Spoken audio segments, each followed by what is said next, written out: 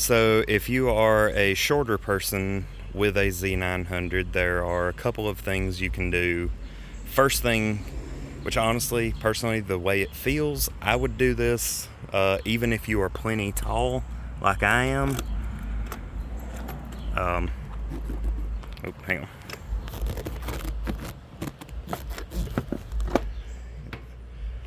on. But if you are short, this helps a good bit. But if you're a taller guy, this also helps because it tilts the seat down some. But if you notice, these two rubber bumpers or rubber grommets there are what the seat snaps into. And you see this side is much taller than this side. Well, from the factory, when you buy this bike, they are installed in this orientation,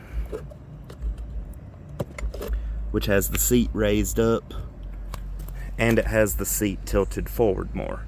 So you flip those and it drops the back of the seat, just a hair, but also takes some of the incline out of the seat. And to me, it was a lot more comfortable.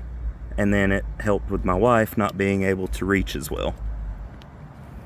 So that would definitely be something I recommend, probably for everybody to do, but especially for shorter people that get one of these bikes.